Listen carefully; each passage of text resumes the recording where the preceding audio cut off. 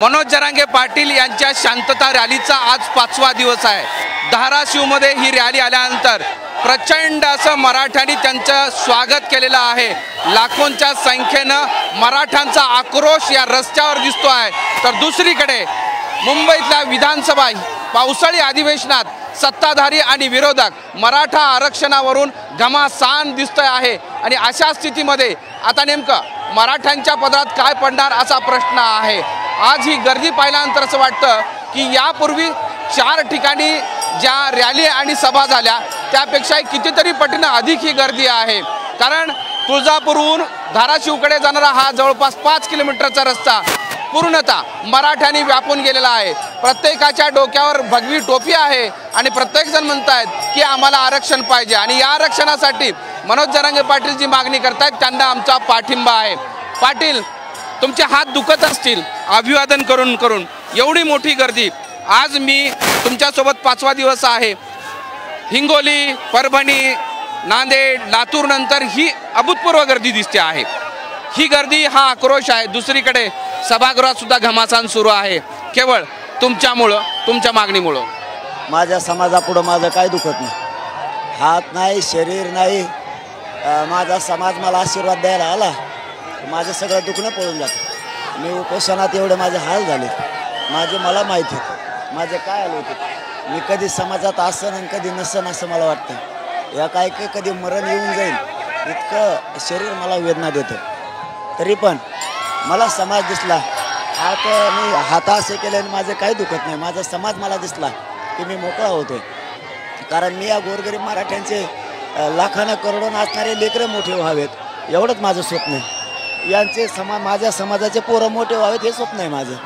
आणि मला घेरलं आहे सगळ्यांनी, ओबीसीच्या नेत्यांनी, छगन भुजबळने ओबीसीचे नेते एकत्र केलेत, जातीवाद दंगली घडवण्याचा प्रयत्न केला, त्याला सरकार बळ द्यायला लागला फडणवीस साहेबांनी। ते त्याच्यामुळं मला चारही बाजूने घेरलं सरकारनं, विरोधी पक्षानं, ओबीसीच्या नेत्यानं। मला उघडं पाडायचा प्रयत्न सरकारनं केला। माझा मायबापाने समाजाने मला उघडं नाही पडू दिलं। समाज ताकदीनं माझ्या पाठीशी उभा राहिला। आज बघा, मला सगळ्यात प्रथम हात जोडून कौतुक करावं असं वाटतं, आभार मानावे असं वाटते धाराशिवच्या मराठा बांधवांचे की एकही मराठा बांधव माझ्यासाठी, माझ्या समाजासाठी या लेकराच्या पाठीवर आपण कौतुकाची थाप दिली पाहिजे। या लेकराला आपण आशीर्वाद दिला पाहिजे, आपण रॅलीत सहभागी झालं पाहिजे। म्हणून जिल्ह्यातला आणि शहरातला माझा सगळा मायबाप समाज अख्खाच्या अख्खा रस्त्यावर उतरला आहे। मिळेल त्या वाहनानं धाराशिवचे बांधव आलेत। इतकी अभूतपूर्व गर्दी, मी अभूतपूर्व असले शब्द कधी वापरत नाही, असले तरच वापरतो।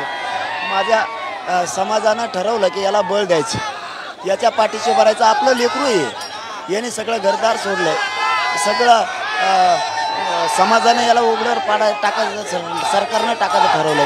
ओबीसीचे नेते एकत्र आले तर आपण घरी झोपून काय करायचं असं माझ्या मराठा समाजाला वाटतं।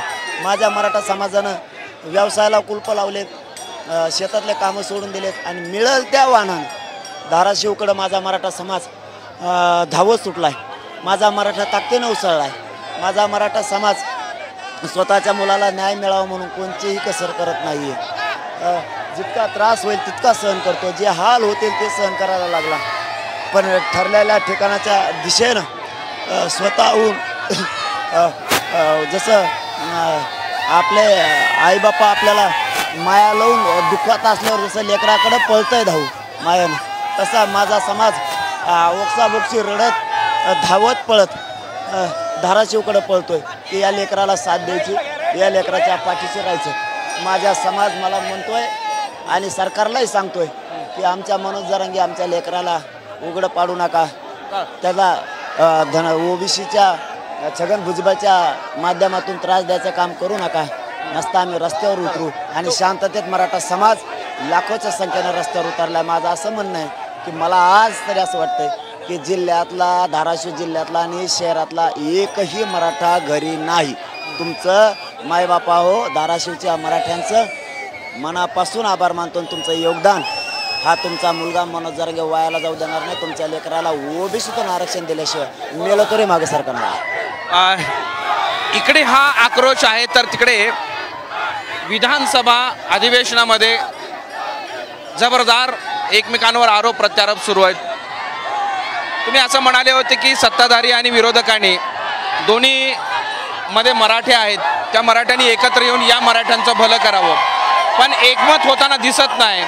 दोघंही या आरक्षणाच्या मुद्द्यावर तुमच्या मागणीवर प्रॉपर चर्चा करून काहीतरी तोडगा काढावा असं काही दिसताना आपण महाराष्ट्राच्या समोर येत नाही. आणि मी त्यांना विनंती केली होती, तुम्ही सगळे मराठे सगळ्या पक्षातले एकत्र या, आमच्या लेकराला न्याय देण्यासाठी तुम्ही एक संघ राहा, एकजूट या. परंतु काय असतं ते खुर्चीसाठी हे लोक जातीसुद्धा संपवतात. मग तो कोणत्या जातीचा असू द्या, ओबीसीचा असू द्या नाही तर मराठ्याचा असू द्या, विरोधी पक्ष असू द्या किंवा सत्ताधारी असू द्या, कोणी असू द्या, हे यांना जाती फिती काय नाहीत. यांची जात म्हणजे खुर्ची आहे, यांची जात म्हणजे सत्ता आहे. इतके मगरूर लोक आहेत हे दोन्ही बी, विरोधी बी आणि सत्ताधारी बी. हे फक्त एकामेकावर ढकली देत. त्यांनी ठरलेलं असं नाही एखाद्या वेळेस. असं मला डाऊट आहे की विरोधी पक्षाने येऊ नका म्हणजे आम्ही तुमच्यावर आरोप करू, येऊ नये म्हणून. कारण यांच्या हातून लागे बांधे असते. कारण यांनी धनगर बांधवाला असंच केलं, बाराबोलीदारांना असंच केलं, मराठ्यांना असंच करायला लागले. यांचे डाव असू शकतात. आमचं तर म्हणणं आहे ना, यांनी इकडे तिकडे गोट्या खेळण्यापेक्षा विरोधी पक्षांनी मराठ्यांचा एवढा जीवनाचा प्रश्न होता, भविष्याचा प्रश्न होता, यांच्या आयुष्याच्या लेकरांच्या आयुष्याचा प्रश्न होता. यांनी जायला काय हरकत होती? काय यांनी प्रश्न मांडायला नाही पाहिजे का? माझ्या बघतात हमीश आहे. यांना काय विरोधी पक्षाला मतदान केलेलं नाही का मराठ्यांनी 70 वर्षात? आणि सत्ताधारी सुद्धा तुम्हाला काय मतदान केलं नाही का? बार बार सांगता हे आले नाही ते आले नाही, आलेत जाऊन दे त्यांना, वाड्यानं आले तिकडे झेंडून द्या ना. तुमची इच्छाशक्ती आहे ना मराठ्याला द्यायची, द्या ना. तुमची इच्छाशक्ती आहे ना, द्या धनगरांना आरक्षण, द्या बाराबोलीदारांचा वेगळा प्रवर्ग करा, द्या मुस्लिमांना आरक्षण. तुमचीच इच्छाशक्ती नाही, याच्यावर लोटीत आणि त्याच्यावर लोटीत आणि आम्हाला येण्यात काढता का तुम्ही? आम्हाला काय आकले नाहीत होय? सांगता सत्ता भोगायला लागला, सत्तेच्या खुर्चीवर बसला म्हणून लागलात का मीडियात गप्पा हाणायला? नाही आलेत विरोधी पक्ष जाऊ द्या खड्ड्यात, त्यांना द्या आरक्षण. तुम्ही हे गोरगरीब जनता तुम्हाला डोक्यावर घेईन ना. उगा कारण सांगायचं काही बी बराळ्यावनी, हे नाही आले ते नाही आले. तुम्ही गंभीर मुद्दा मांडलाय. ही शंका आहे का थेट आरोपच आहे की या मुद्द्यावर सत्ताधारी आणि विरोधक एकत्र झालेले आहेत आणि हे सगळा खेळ मांडलेला आहे? अहो एकत्रच येते 70 वर्षापासून. मी यांच्यावर आरोप नाही करत. हे सगळे एक यांचे लाके बांधेत, काळे बाजार केलेले, डुप्लिकेट पैसे, सासून ठेवलेली संपत्ती, पापी संपत्ती ती झाकायसाठी इकडून तिकडे कोलांटे एवढे आणतात. यांचं काय खरं आहे? विरोधी असून सत्ताधारी असून हे मुर्दे पाडायला निघाले. गोरगरीब मराठ्यांचे, गोरगरीब ओबीसींचे, गोरगरीब धनगरांचे, गोरगरीब मुस्लिमांचे, बंजारा बांधवांचा वेगळा प्रवर्ग करत नाहीत, राजपूत समाजाला आरक्षण देत नाहीत. हे लोक चांगले नाहीत, राजकारणी लोक हे चांगले नाही आहेत. त्यांचा हा लुटीपुटीचा डाळ आहे. अरे आई पहिल्यापासूनच इच्छाशक्ती काय सांगायचं? मग काय सांगायचं? ते नाही आले त्या ढुंगाडावर लाट ठेवून त्यांच्या एखादी काय गरज आहे त्यांची? देऊन टाका ना. तुमची इच्छाशक्ती आहे द्यायची, द्या. ओबीसीतून मराठ्याला आरक्षण तुम्हाला द्यायचं नाही. उगा ढकले जात याच्यावर आणि त्याच्यावर नाटकं शिकिता लोकाला पागल समजता होईल लोकाला. तुम्ही एवढी मोठी गर्दी उसळली, आमच्या वेदना आहे त्या कळत नाही का? इथं गाड्या लावून लोक येत नाहीत. ही जनता कशाला उसळली? सत्ताधारी मंत्री आमदार यांचं नाव घेता हे खेळवतायत, पण विरोधकातला कुठला माणूस आहे जो लुटीपुटीच्या डावामध्ये स्वतःहून सहभागी आहे? हे सगळेच येतं. हा गंभीर आरोप आहे की विधानसभेमध्ये चर्चा होत आहे, पण ही चर्चा होत असताना सत्ताधारी आणि विरोधक या दोघांचंही एकमत होत नाही. आणि एकमत का होत नाही तर हे दोघेही एक आहेत, आतून एक आहेत आणि या दोघांनाही केवळ राजकारण करायचं आहे, यांना मराठ्यांना सत्ता द्यायची नाही असा थेट आरोप मनोज जरांगे पाटील यांनी साम टीव्हीवर केला आहे. त्यामुळे आता खरंच विधानसभेमध्ये पावसाळी अधिवेशनामध्ये जी चर्चा होते आहे त्या चर्चेतून काही मार्ग निघतो का हे पाहणं महत्त्वाचं असणार आहे. आणि त्यामुळं आता सत्ताधारी आणि विरोधकांनी मनोज जरांगे पाटील यांनी केलेला आरोप जर लक्षात घेतला तर महाराष्ट्रातील मराठा हा अधिक पेटून उठेल हे इथं तरी सध्या तरी दिसतं. एक शेवटचा प्रश्न विचारतो, जर असं असेल, तुम्ही म्हणजे थेट बोललातच, मग मराठ्यांचं काय एवढ्या मोठ्या ह्या आक्रोशाचं काय, ह्या वेदनेचं काय? आम्ही आरक्षण घेणार. छगन भुजबळ नाही तो 100 बी पिढ्या आलं, मी आरक्षण घेणार. सत्ताधाऱ्यांनी किती ताकद दिली, आरक्षण मी आणि माझे मराठे घेणार. आम्हाला फक्त आमचा संयम सुटून देऊ नका. तुम्हाला मी खरं सांगतो, संयम सुटू देऊ नका. कारण एवढे मोठे मराठी तुम्ही छगन भुजबळच्या नादात यांना अंगावर घेताल, यांचा रोष तुम्ही अंगावर घेऊ नका. कारण हे थोडे मराठी नाही. आम्ही मला सांगा, तुम्ही छगन भुजबळ हे सत्ताधारी मधले एक मंत्री आहेत, विरोधातला कोण व्यक्ती आहे जो हा सगळा लुटीपुटीचा डाव खेळण्यामध्ये पुढाकार घेतलेला आहे किंवा त्यांनी त्याच्यासोबतची? सगळेच सत्ताधारी पण आणि विरोधक पण, आणि हे सगळेजण मिळून छगन भुजबळला बळ द्यायला लागले.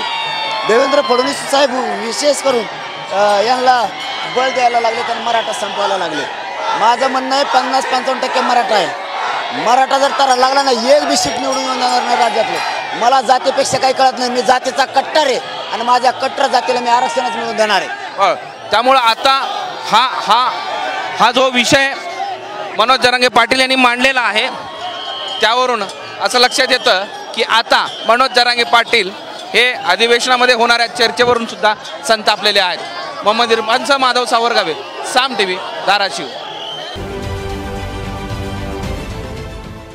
देश विदेशातील प्रत्येक घडामोडींचे लाईव्ह अपडेट मिळवण्यासाठी आता साम टीव्हीच्या सर्व सोशल मीडिया प्लॅटफॉर्मला लाईक, फॉलो आणि सबस्क्राईब करा. तसंच सर्व नोटिफिकेशनसाठी बेल आयकॉन प्रेस करायला विसरू नका.